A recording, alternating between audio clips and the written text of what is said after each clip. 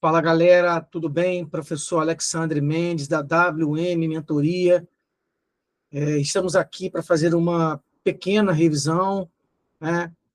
Nossos alunos da WM Mentoria tiveram aí quase 3 meses de aulas intensas ao vivo, comigo, professor Vomer, professor Cândido, não é isso? E agora a prova se avizinha, né? Semana que vem já é a prova da UERN, e nós estamos aqui fazendo uma pequena revisão de direito administrativo, de legislação extravagante, tá bom? Questões da banca, isso é importante, questões da banca. Então, vamos lá. Eu não sou aqui, estou querendo adivinhar quais questões vão cair, mas a gente selecionou algumas aqui para tratar de alguns assuntos que reputa importante para a prova da banca IDECAM, né? Como nós sabemos, a banca IDECAM não é uma banca que faz grandes concursos, mas ela tem, né, os seus direcionamentos acerca do direito administrativo e também da legislação extravagante, tá certo? Então, vamos começar? A gente começa com uma questão caível aí da Lei 8429, que foi reformulada pela Lei 14.230, de 2021, e mudou bastante, né?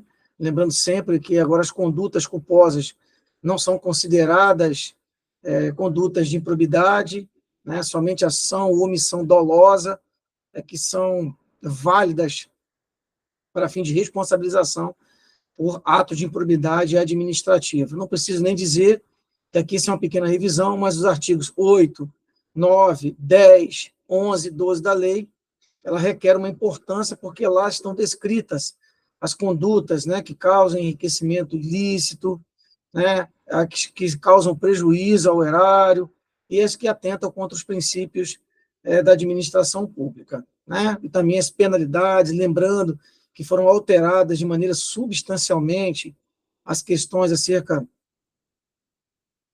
da perda, né, desculpa, da suspensão dos direitos políticos, né, com relação ao ressarcimento do prejuízo causado ao erário, o enriquecimento ilícito.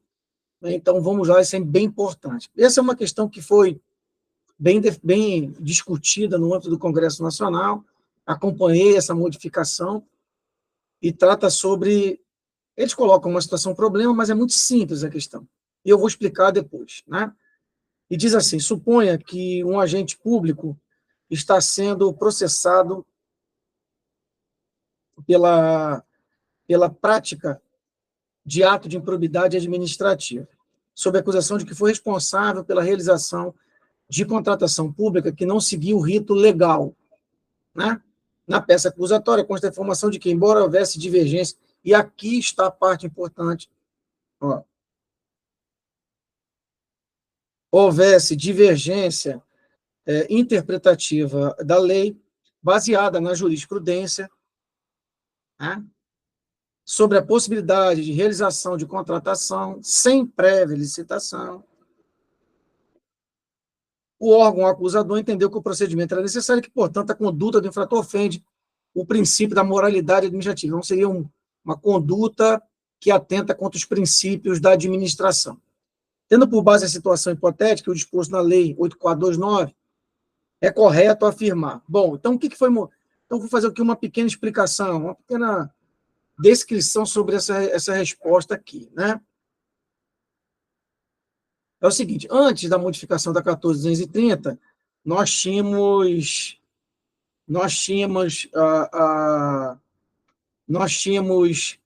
essa conduta não estava descrita no artigo 1º. Então, se lá atrás o agente público, né, embora tivesse divergência, optasse por uma daquelas que não tecnicamente estaria do agrado da administração, ele era considerado improbo. Bom, e o que diz agora a lei, repito, reformulada pela 14.230, né? A conduta do agente ela não configura improbidade. Por quê? Porque exatamente essa palavra aqui, há uma divergência da lei. Então, quando há divergência da lei, ele opta por uma outra possibilidade, ele não comete um ato de improbidade administrativa. Essa questão está sendo bem, né, não só na Banca IDECAM, mas também em outras bancas tem se buscado muito essa questão. Já vi várias perguntas sobre esse assunto. Então, toma bastante cuidado. Colocou lá que a divergência não tem conduta de improbidade administrativa. Já vi algumas até que o cara coloca, tipifica ali no artigo 11 da Lei 8429, né? Lembrando sempre, né, que essa questão ela já está definida pela própria Constituição Federal, artigo 37, parágrafo 4º, que relata, que determina que os atos de improbidade administrativa importarão, né, em suspensão dos direitos políticos, perda dos bens, perda da função pública, indisponibilidade dos bens, ressarcimento erário sem prejuízo da ação penal cabível. Então, falando em divergência interpretativa de lei, não há possibilidade de imputação do ato de improbidade administrativa. Bom, vamos para a segunda questão. Essa aqui também, muitas questões desse tipo, né? Essas definições estão lá no artigo 6º, então é interessante o colega tratar desse assunto, né? Dar uma lidinha no artigo 6º, são vários incisos. Bom, e aqui, né, diz assim, analise as afirmativas a seguir sobre os conceitos básicos nas licitações públicas. O artigo 6º trata, né, na nova lei, sobre os conceitos. Então, diz lá, contrato de eficiência, contrato cujo objeto é a prestação de serviço, que pode incluir a realização de obras e o fornecimento de bens, com o objetivo de proporcionar economia ao contratante. Então, a gente já começou a falar da economia, na forma de redução. Remunerado o contratado em base percentual. Está certinho o conceito do contrato de eficiência, né? Bom, e o segundo diz assim, reajustamento em sentido estrito. Então,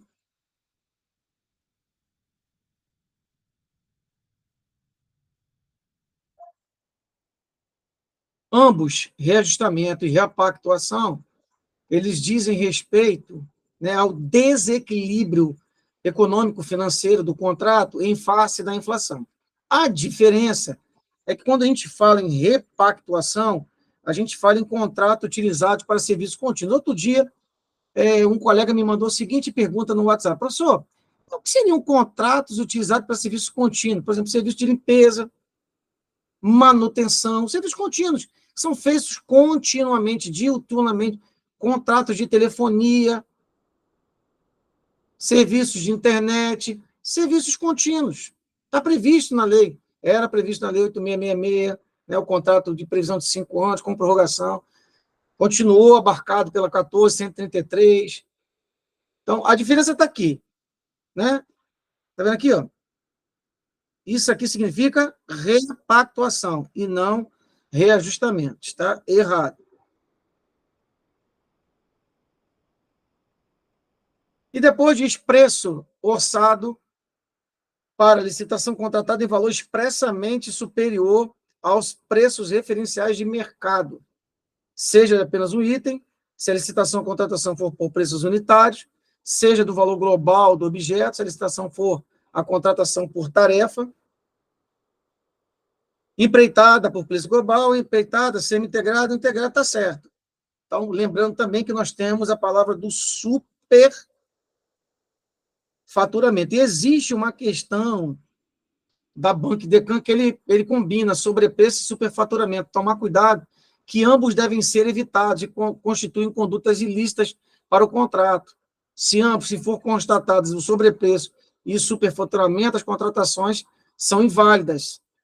Tá certo? Então, a questão 1 tá certo, a 2 errada, né? Tá aqui. Então, só tomar cuidado. Repito, só tomar cuidado nessas questões. A Banca Decam gosta muito de sobrepreço, superfaturamento, né? Repactuação, reajustamento, dá uma olhadinha, tá?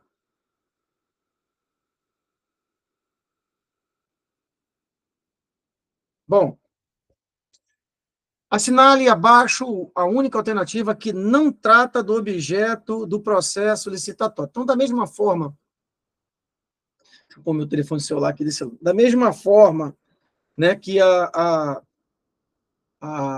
8666/93 tinha, a licitação ela também tem, né? Tem as suas, tem as suas, como é que eu vou explicar? Tem os seus objetivos, né? Até peguei aqui essa questão, né?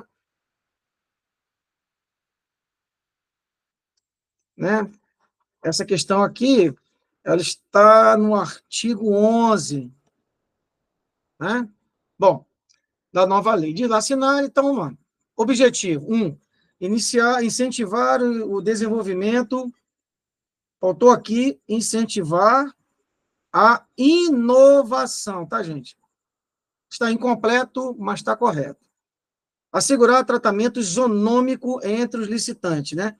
Talvez seja o princípio 1, né? Princípio, o tópico dos tópicos dos princípios é a isonomia entre licitantes, né? Assegurar a seleção, né, da proposta apta a gerar o resultado de contratação mais vantajoso para a administração pública, exceto no que se refere ao ciclo da vida do objeto. Está errado aqui essa palavrinha aqui, né? É inclusive.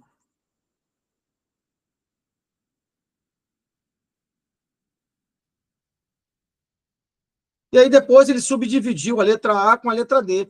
Incentivar a inovação. Está vendo? Incentivar a inovação, né? E o desenvolvimento nacional. Ele pegou e colocou aqui na letra D. Também está, né? E o outro objetivo, acabei de falar, né? Evitar as contratações que tenham sobrepreços e preços inexequíveis, ou seja, preços que não podem ser comparados, podem ser comprados.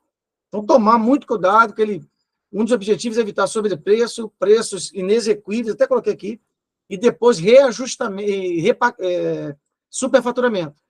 Então, o quarto, né, que seria 1, 2, 3 e 4, o quarto é evitar sobrepreço, superfaturamento e preços manifestamente inexequíveis. Tomar cuidado, o Banco Decam gosta dessa questão, né? Então, como ele quer aqui não trata, tá aqui letra C de casa, é a questão, né? É a questão que eles, né?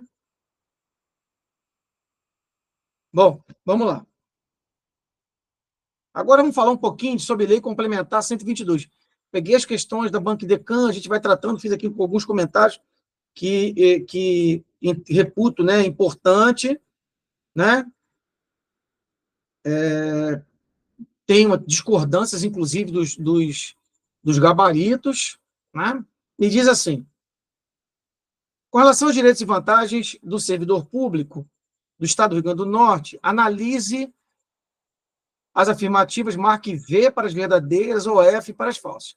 Aqueles colegas que já leram ali a Lei 8.112, que trata do regime jurídico único dos servidores civis da União, está tranquilo essa questão, o pessoal já está acostumado, simples, mas vamos lá. Item 1, né? A remuneração não pode ser objeto de arresto, sequestro ou penhora. Gente, eu não concordei com este gabarito. A banca colocou falso para esse gabarito. Na verdade, isso aqui é a regra.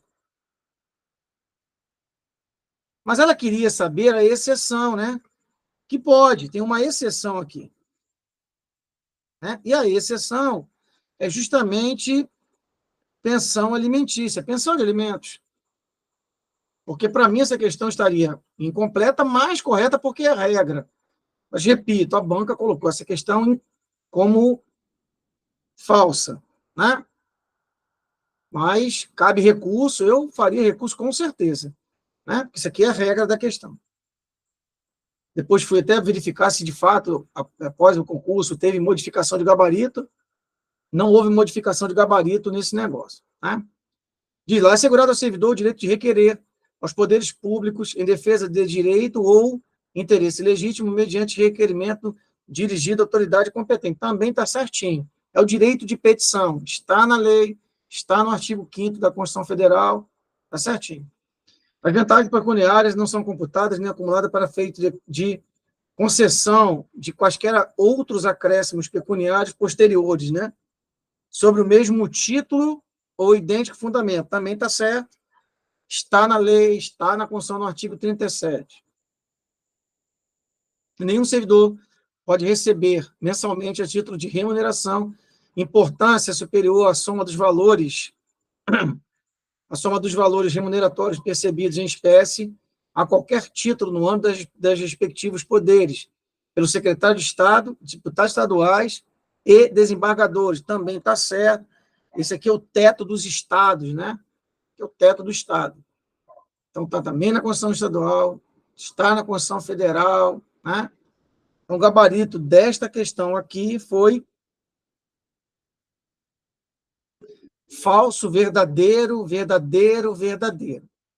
Aí o cara falou assim para mim outro dia, né? Eu estava resolvendo essa questão, o aluno falou assim, professor, eu erraria. Aí eu virei para ele e falei, veja só, qual é a única assertiva que os itens 2, 3 e 4 que estão verdadeiros está? Aí ele disse, na letra D, eu marco a letra D.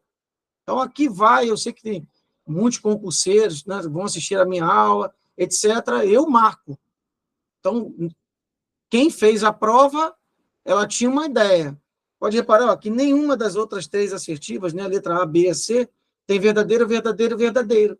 Aí eu costumo dizer nas minhas aulas, e o pessoal morre de rir. O colega fica colocando chifre na cabeça de cavalo, cavalo não tem chifre, e aí depois fica apanhando, porque não sabe, porque não sei o quê. Não tem jeito, gente. Belezinha? Então, simples assim, tá bom? Mas eu vou concordar com uma coisa que o colega falou outro dia, falou, ó, eu colocaria recurso. Eu falei, eu também mandaria meu recurso. Porque ali é regra geral. Tá certo? Vamos aqui para a próxima. Né? É uma questão também importante, eu tenho que falar sobre esse assunto. A banca IDECAN, ela, quando coloca a lei complementar, ela coloca uma questão de cada, parte remuneratória, formas de provimento, direitos, né, e processo administrativo disciplinar de prescrição, etc. Todas as provas dela têm essa questão. Né? Então, diz assim, autoridade administrativa que tiver ciência da irregularidade do fato no serviço público, né, é obrigada, ó, né, é obrigada a promover sua apuração, tá certo? Mediante sindicância, né, para advertência e suspensão até 30 dias, ou processo administrativo disciplinar. Quanto ao procedimento do processo administrativo disciplinar, é incorreto. Eu sempre costumo chamar a atenção de que essas palavras em caixa alta, em negrito, sou eu que ponho. Banca não coloca isso. Então, chegou lá no teu concursinho público, viu que ele quer incorreto, faz logo uma bolotinha para não ter dúvida. É incorreto afirmar aqui, a letra A, quando o relatório da comissão contrário às provas dos autos, a autoridade julgadora pode, motivadamente, né, princípio da motivação, agravar a penalidade imposta. Está correto. Contraria a prova dos autos, abrandá-la, ou isentar o servidor. Está tudo certo. Por quê? Às vezes o cara está te perseguindo, quem fez a sindicância ou o processo, aí a autoridade verifica, né? Às vezes ele está querendo ser corporativista, a autoridade aumenta a penalidade. B de bola, caracterizada a infração disciplinar é formulada a indiciação do servidor, com a especificação dos fatos, né? Das normas infringidas e das provas que se fundamenta a imputação. Até aí está tudo certo. Né? C, a simples alegação, né? A simples alegação de injustiça da penalidade constitui fundamento. Não constitui. Ó, aqui é fatos novos, são fatos que não foram verificados, não foram constatados dentro da administração pública por ocasião ou da sindicância, ou, né, do processo administrativo disciplinar. Se chegar lá alegando injustiça, a autoridade pode, inclusive, arquivar o pedido de revisão. Lembrando que o pedido de revisão pode ser feito a qualquer tempo, estando ele vivo ou falecido, né? Porque o cônjuge, o ascendente, o descendente, o irmão, pode propor em virtude do servidor. Beleza? Então, já achamos a letra C como equivocada. Vamos lá para a letra D, né? A letra D diz: a sindicância é instaurada como preliminar do processo administrativo disciplinar para confirmação da irregularidade e indicação de seu autor, ou como fundamento para aplicação da penalidade de advertência até suspensão de 30 dias. Inclusive, foi iniciei falando sobre esse assunto, quando é que é instaurada a sindicância. Também está certíssimo. Beleza? Bom, essa questão número 6, né, eu já vi que ela caiu em várias bancas. Ela caiu, Funcern caiu, Compev caiu, Banco Idecam caiu. Na época que a Fundação Carlos Chagas fazia muito concurso público, a Fundação Carlos Chagas caía, isso, claro, para a Lei 8.112. Mas são questões semelhantes. Essa questão aí ela é batida. Mas os caras sempre perguntam, né, gente? E tem gente que erra, né? O problema é que tem gente que erra, né? Mas tudo bem.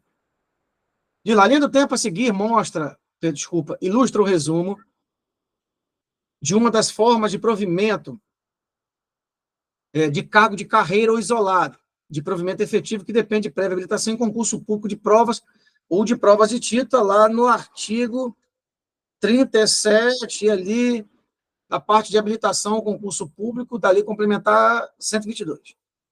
Obedecidos a ordem de classificação e o prazo de validade. Lembrando, o prazo de validade é até 2 anos, prorrogável uma única vez por igual período, né? Lembre-se de até 2 anos. Bom, então aqui ele foi concurso, né? Nomeou, né? Não é isso? Concurso por nomeou posse. Tá? Nomeou posse. Vamos ver lá, de acordo com a sistemática legal prevista, né? A nomeação, 30 dias, depois toma posse, né? Aí, né? Nomeação, posse. Nomeação, posse. Né? É claro que dentro da posse tem um estágio probatório. Né? Lotação depende, né? Se é a lotação básica, né? Porque a lotação básica é o número de servidores, daquele órgão. Também não é isso. Né? E eu primeiro não tomo posse para entrar nomeado. Eu primeiro sou nomeado para tomar posse. E aí faltou ali algumas coisas, né? Tem a homologação do concurso que é antes, aí tem um pouquinho para depois ter a nomeação, para depois ter a posse, para depois ter o acesso ao cargo público e investidura. Também, mas erra quem quer, né? O cara coloca esse tipo de questão, mas tem cara lá que, isso aqui, aí o cara fica de novo, botando chifre na cabeça de cavalo. Não bota chifre na cabeça de cavalo, gente. Né? Mas vamos lá. Outra questão batidinha aí, mas cai, que é a questão da prescrição. Lembrando que prescrição é a perda do direito de agir. Então, ultrapassado esse prazo, né, da data do conhecimento do fato ou das provas lá, dos autos, tem esse prazo aí. Ele não colocou a palavra certa, ó. Respectivamente. Aí você coloca respectivamente, advertência, suspensão e demissão.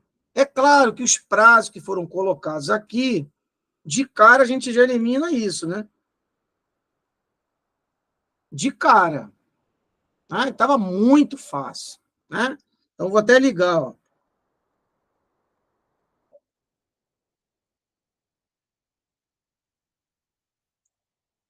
Que não tem dúvida, gente, é prazo prescrição. Não vai confundir, né, com a possibilidade, né, de o servidor pedir para que haja a eliminação dos registros dos seus assentamentos. Ali é 3 e 5. Suspensão da emissão. Então, só tomar cuidado, que são coisas diferentes. Né? Inclusive, essa possibilidade ela não surte efeitos retroativos. Tá? Então, mesma coisa aqui. Artigo 20 da Lei 122.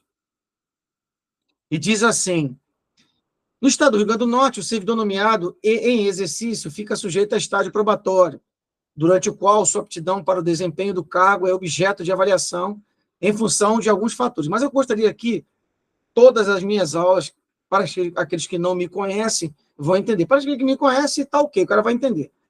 Que eu vou escrever aqui. Há uma diferença entre estágio probatório e estabilidade. Né? Aqui se refere ao cargo público. Aqui se refere ao serviço público.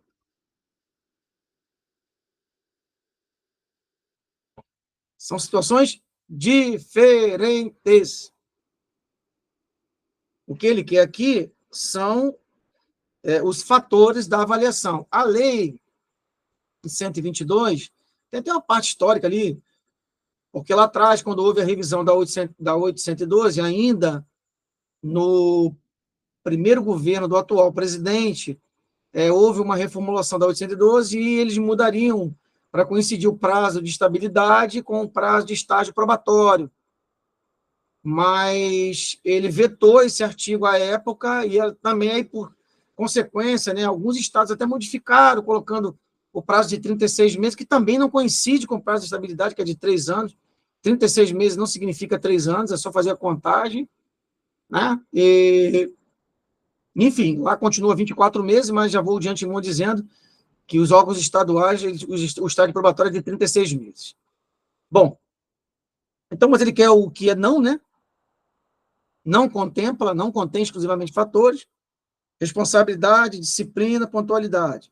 Faltou aqui o quê? Capacidade, iniciativa, interesse para o serviço, assiduidade. Então, está aqui, né? Aqui falamos de produtividade, bom, achamos, né? Produtividade, né? Então, tomar cuidado, são esses aqui que está aqui, ó.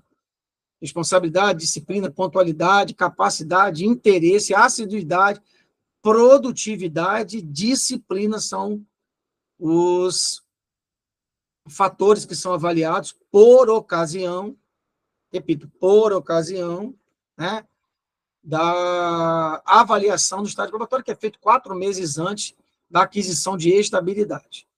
Tá certo? Então, já peguei, li as legislações de UERN, Assembleia Legislativa, Câmara Municipal, Executivos do Estado, todos têm uma regulamentação por meio de portaria para que o estágio probatório seja de 36 meses. Não será diferente lá na UERN, muito embora a lei trate de 24 meses. Perfeito? Bom, tranquilo, também questão bem simplesinha, não vai mudar nada, né? Ah, Alex, será que vai cair isso, gente? Eu não sei. Mas mostra para mim, né, que as questões da banca IDECAN são fáceis, né? Eles têm muito concurso de polícia, militar, civil, guarda municipal. Eles começaram a fazer a partir de 2019 e creio, na minha modestíssima opinião, que a prova não vai ser difícil. Mas, vamos lá. Diz assim, sobre o tratamento que a Lei Complementar Estadual número 122, de 30 de junho de 94, dá ao concurso assinale alternativa incorreta. Os deficientes inscritos são classificados em lista própria. Está certinho. O concurso tem prazo de validade até 2 anos, prorrogável uma única vez por igual período. Também está certinho. Mesmo em casos especiais, e atendida a natureza da deficiência, e que o concurso seja readaptado às respectivas condições de capacidade, é vedada a realização de concurso específico para seus portadores. Não é vedada, pelo contrário, é permitida. Até porque, às vezes, o concurso é para aquelas pessoas, para os portadores de deficiência.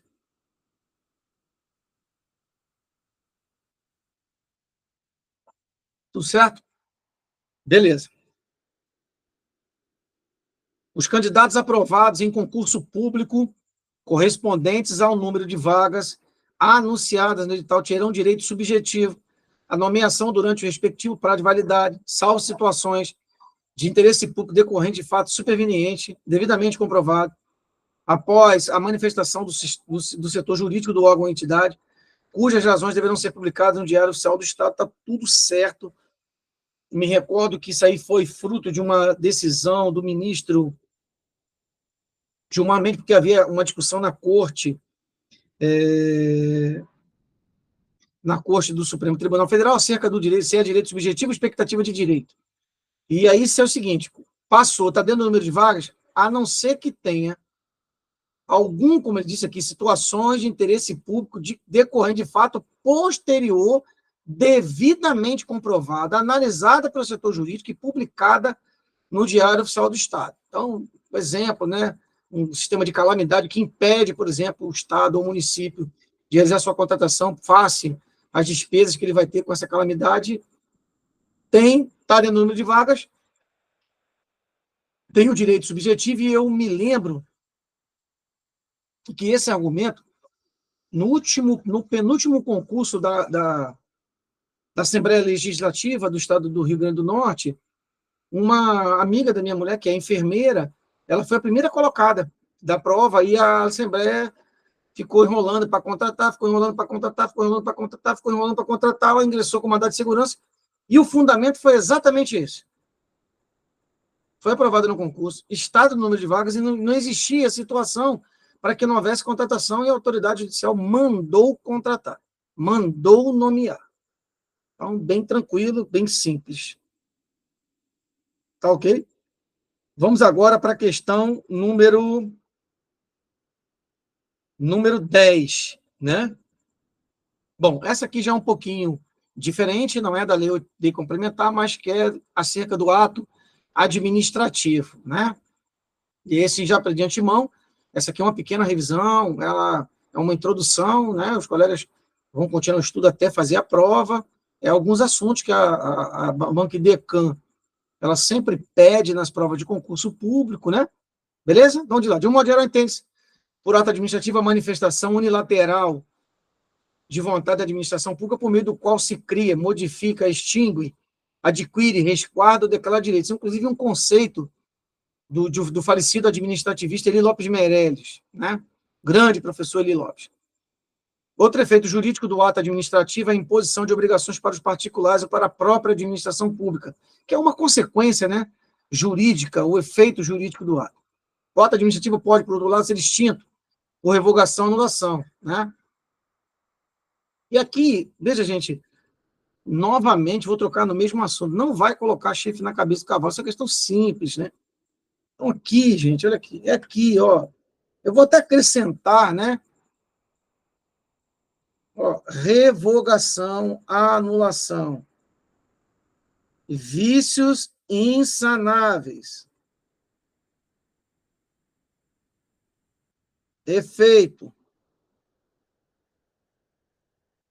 Conveniência.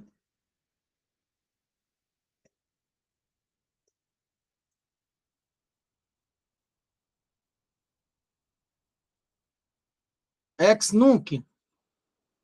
Então, aí a gente tem também a convalidação, né?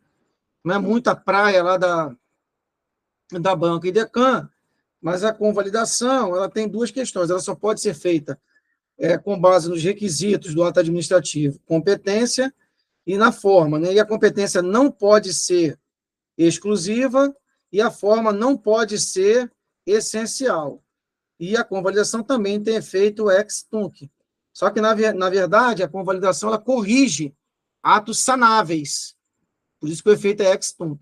Então, isso aqui ficou fácil, repito, fácil. Né?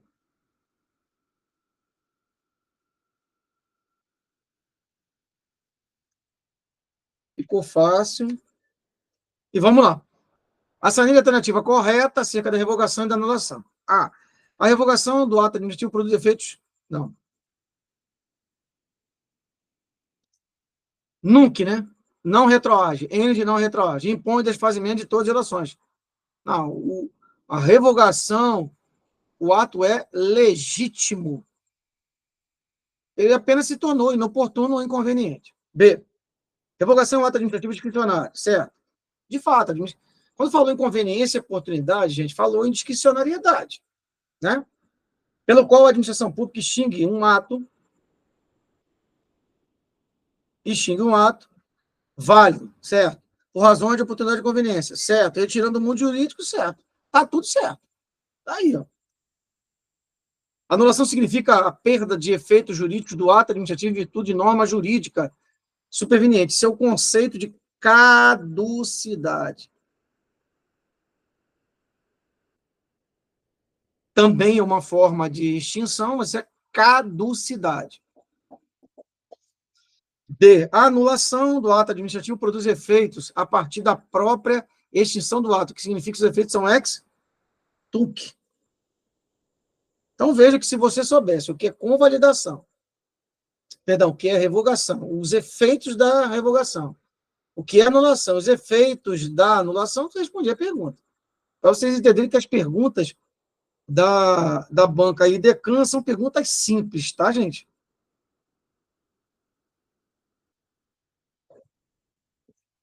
Tá beleza?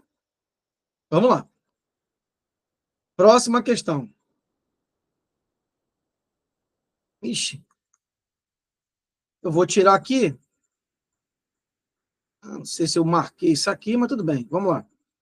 Ato administrativo discricionário precário pelo qual a administração consente que o particular execute serviço de utilidade pública ou utilize privativamente bem público. Eu já vou colocar aqui que é uma permissão. Então, quando você vê, por exemplo, uma banca de jornal, a banca de jornal, gente, é permissão.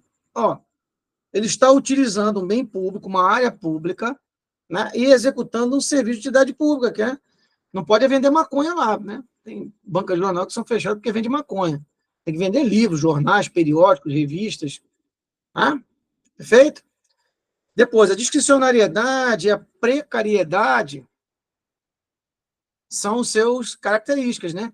Ele é discricionário porque é conveniência e oportunidade. E precariedade que ele pode ser revogado pela administração pública. Tá? Tá bom? Essa questão de precariedade é a tal da revogação. A doutrina tem evoluído, né? E se hoje as permissões de utilização de bem público têm contrato, e se houver prejuízo, a administração, a justiça, o judiciário entende que tem que haver a devolução, né? Se houver prejuízo por parte do contratante, mas tudo bem. Mas vamos falar dos demais? O parecer, ele tem três, né? Facultativo, obrigatório e vinculativo. Bom, o facultativo, o nome já está dizendo, a administração não precisa, mas ela pede lá o parecer, ele é facultativo, pode ter parecer, pode não ter parecer. O obrigatório, a gente pode dar como exemplo os editais de licitações. Os editais de licitações, eles requerem parecer jurídico, para verificar se o edital está de acordo, né, com a lei, se ele está prestigiando a lei de licitações, não está aplicando sobrepreço, não está aplicando superfaturamento, preços manifestamente inexequíveis, entre outras coisas. E o parecer vinculante é aquele parecer que tem a assinatura do presidente da República, e ele tem uma questão bem interessante, né? Se ele for vinculativo, ele vincula a administração pública federal, estadual, distrital e municipal, e obriga que todos cumpram aquele parecer, né? Esse conceito foi bem debatido também na Corte, né, no Supremo Tribunal Federal, e o ministro Joaquim Barbosa, à época, ele ainda não era ministro, ou ele era presidente? Ministro ele era, eu não me lembro se ele era presidente, e ele fez essa diferença bem em um julgado, né? Fazendo a diferenciação entre facultatividade, obrigatoriedade e vinculação. Né? Bom, o decreto é um ato administrativo privativo do chefe do Poder Executivo que tem por finalidade, né, às vezes sim, às vezes não, regulamentar ou explicar a lei. Não é o caso. Né? E o visto é um tipo, né, de ato administrativo homologatório, ele visa homologar. Né? Ele está muito ligado ao ato administrativo composto, em que o ato de um determinado agente precisa ser visado, homologado, ratificado por outro. O exemplo clássico disso, não de visto, mas de ato composto, é a questão das nomeações dos ministros dos tribunais superiores, que é realizado pelo presidente da República e que é referendado por meio de uma sabatina ou uma arguição pública no Senado Federal. Também não é o caso. Né? Então, um exemplo aqui é permissão. Tá bom? Bom, inclusive, aqui até deixei aqui, vou apagar, né? Depois boto lá no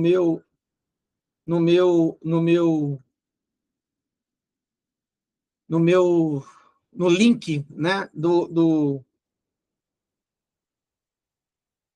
da aula que nós estamos tratando, né?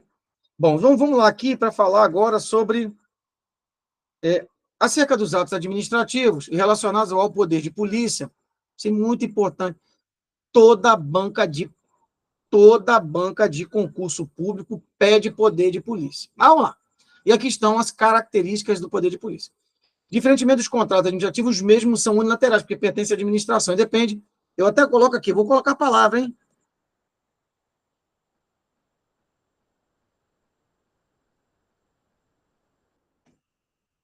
Lembro-me bem do livro do professor Marcelo Alexandrino, Vicente de Paulo, em que ele diz lá, falou em poder de polícia, é fiscalização. Bom, e depende apenas da vontade da administração pública ou dos particulares que estejam exercendo prerrogativas públicas, privilégios públicos.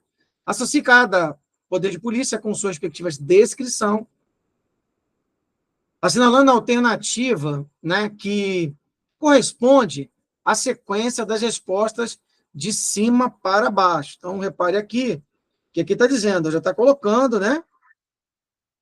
Vamos lá. Capacidade que a administração pública tem de fazer executar sua decisão por vias administrativas sem recorrer previamente ao poder judiciário. É o conceito de autoexecutoriedade. Né? Repito, isso é o autoexecutoriedade. Bem simples. Então, aqui já, de cara, aqui a gente já matou a questão. Tá vendo? Já matei a questão. Eu aqui, por exemplo, quando eu fazia concurso público, eu já ganhei no mínimo 2 minutos e meio. Ó, já está aqui, ó. Vamos ver se corresponde? Vamos lá. Exerce seu poder de polícia em relação aos direitos, dentre outros. Ó, se exerce o seu poder, é desculpa. O poder de polícia será discricionário, quando a lei permitir a gente público alguma margem. Está aqui, ele já até me fala, né? Adila, exerce seu poder. Quem exerce o seu poder? O poder público. Aí depois, ó, ficou claro, tá lá, ó. Tá vendo lá? Vamos ver lá. Quando estão estabelecidos em lei os requisitos necessários para a atuação do poder, não deixa possibilidade de ação. Não deixou possibilidade de ação, ato vinculado. Deixou margem, discricionário. Né? E, por último, e não tão menos importante, todo ato é imperativo. Se ele é imperativo, ele é coercitivo. Com todo o respeito, para os colegas, né? Olha essa da IDECAN. Essa aí aqui é o seguinte, para não zerar. Repito, essa questão aqui é para não zerar, né? O cara não zera. Segundo a Constituição Federal, as autarquias, peguei várias questões dessas. Várias. Segundo a Constituição Federal, as autarquias devem ser criadas por lei específica. CF, artigo 37, inciso 19. E a lei autoriza a instituição de sociedade de economia mista e empresa pública, né? E, no caso das fundações, lei complementar define suas áreas de atuação. Se for fundação pública, também lei específica. Aí ficou fácil. Essa aqui, né, eu tenho que concordar que essa ficou fácil, né?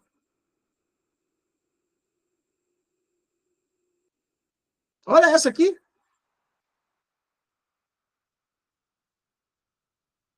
Bom, se é a presidência da República, ela é órgão administrativo que está lá no topo da pirâmide. Então, ela não é pessoa jurídica de direito público externo, né? Não é nenhum país. Não é. Ele é pessoa jurídica, também não é pessoa jurídica. Tá isso aqui, ó. Está lá no artigo 41, Código Civil. Ela não faz extra, ela faz intra ou interna corporis.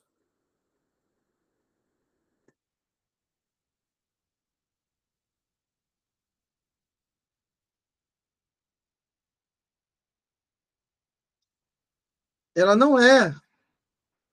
A União, sim. A União é uma pessoa jurídica de direito público interno, os estados são, o Distrito Federal são, os municípios são. Caramba, deixa eu voltar aqui. É uma função supra-administrativa? Não, é uma função administrativa. Supra, não. É um órgão pertencente à administração pública direta federal.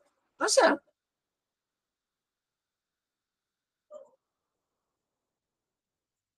O cara tentou até enrolar aqui, mas ficou uma que ficou ruim, né? Aí ficou ruim aqui, né?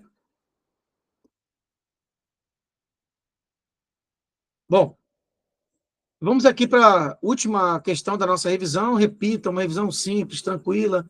Assuntos que eu busquei ali das bancas de decan, já tinha corrigido com os meus alunos, né? Mas para relembrar de alguns assuntos, de logo, os princípios, então, tirei uma questão de princípio, uma de poderes, uma de ato administrativo, uma de extinção do ato administrativo, de licitação, de improbidade, para a gente falar aqui. Então, diz assim: quanto aos princípios constitucionais aplicáveis à administração pública direta e indireta, é correto afirmar que o princípio da moralidade foi acrescentado à Constituição Federal apenas em 1998 e determina a conduta. Na verdade, foi o princípio da eficiência. Emenda Constitucional 19 de 98, né? Então, não foi a moralidade. A gente só tinha o L, o I, o M e o P. Legalidade, pessoalidade, moralidade e publicidade. E na emenda constitucional, né, foi introduzido o princípio da eficiência, denominada mini-reforma administrativa, introduzida pelo presidente, à época, Fernando Henrique Duarte Cardoso. B de bola. O princípio da publicidade determina a obrigatoriedade de transparência dos atos da administração pública e indireta, inclusive para as entidades indiretas. Os princípios são aplicáveis para a administração pública direta e indireta da União, dos Estados-membros, do Distrito Federal e dos municípios. As entidades da administração indireta sujeitam-se à pessoalidade. Não. Todas se sujeitam ao princípio da impessoalidade.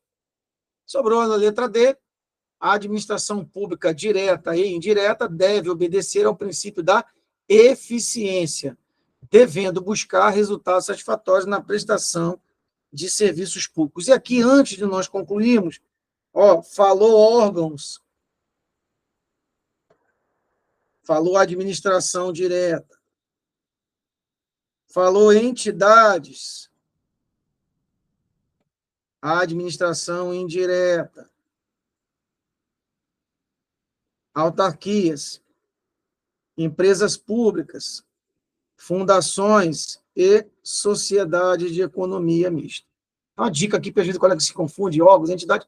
Falou órgão, falou em órgãos da administração direta, né? Falou em entidades, órgãos da administração indireta, entidade, administração indireta. Tá certo, gente? Obrigado a todos, né? Tenham uma excelente prova, estarei torcendo por todos. Sei que apenas alguns são aprovados, mas concurso público é isso aí: fazer até ser nomeado e tomar posse, ok? Sejam bem-vindos à WM Mentoria, sigam-nos na página do YouTube, assistam, existem várias aulas disponíveis dos nossos professores lá no YouTube, tá ok? E se quiser, nós temos o nosso site da WM Mentoria, temos cursos, né, destinados aí à área de atuação que vocês desejam, tá bom? Forte abraço, professor Alexandre Mendes. Tchau, tchau.